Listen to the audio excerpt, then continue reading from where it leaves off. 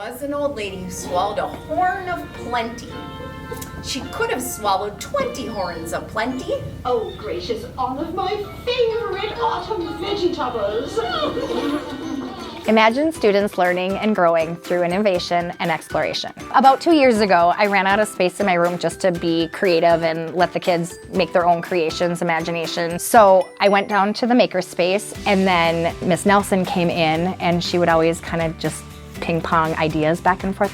Then we said, well, how about retelling and using our positional words and left, right, forward, backward, and then we brought in the coding. So we use Kibo right now in kindergarten to learn just the basics, forward, backwards, left, right, spins. So we start very basic with just how can we build it, what problems do we have, retelling stories that she has read to us. We go into the makerspace and we create and design, and we lay on our bellies and work as a team. And then I also think that they forget that they're learning because they're just in it. And so when we pull that back afterwards, because I'll ask them after the fact, I'll be like, hey, did we learn anything? Or what was the problem and how did we solve it? And then they almost are like, wait a minute, we were working, we were learning versus we were just creating and having fun. And I think that's so important. And they're doing it just in the moment. To me, that's like life learning.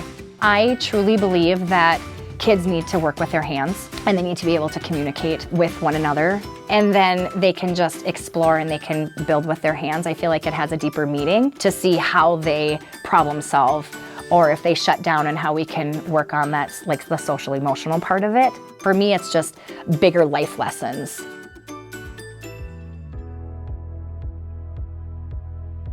Imagine students engaging and being supported in their learning. So I really try to focus specifically on where their interests are now, and then building off of that. Teaching 7th graders know that they love gossip, and the beginning of the year, it's always filled with gossip of who's doing what, and then we match that with the beginning of the United States with the American Revolution and spies and secreting and sharing all this information and finding the juicy deets about the revolution. It pairs really well.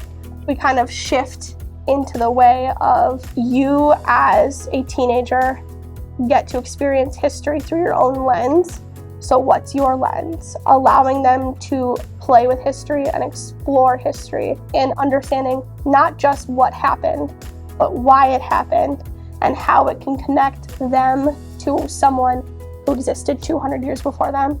I teach a Life Smart, and it has a personal finance aspect, and then we also pull in applications and we do mock interviews. I am really focused on where kids are at, trying to make that connection to their real life. But as an 8th grader, that's really hard because many haven't even started thinking about their careers or even having a job, to create that connection piece of, oh, this is going to be me and I should probably want to learn. We have to do more simulations of, hey, this is you're going to live in St. Cloud, go find an apartment. And they have to go and they have to do the research and they have to decide whether they're going to live with somebody or live with mom and dad, and their car breaks down, now what, right?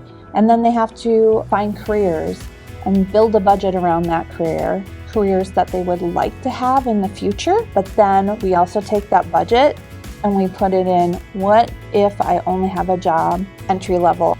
How is that budget going to be very different? What decisions do I have to make that are going to be very different? Really digging deep and finding out what's important to each one of them. Then we are a little bit more successful, or we know who to ask for help and get those supports and advocate. And that's okay. That's why we're doing a team building exercise while learning about it, because I am assessing you on the ability to use your voice, to use your time when working with partners. You are working together as a unit, learning those life skills to be a successful person, but we get to give them the supports and then teach them how to create those supports on their own outside of school. And so being able to take my content, Dana's content, and teach them how to use it. How to apply it. Yeah, how to apply it. That's kind of the goal. Yeah. Even after your interviews. Mock interviews? Yeah, your mock interviews, we had some students who thought they were going to be so successful, and then they realized they were like absolutely terrified. And some students who, hearing their answers, I was so proud of them. Mm-hmm. Because Yeah. one student had said, well, what motivates me? I motivate me. Imagine that. Imagine that.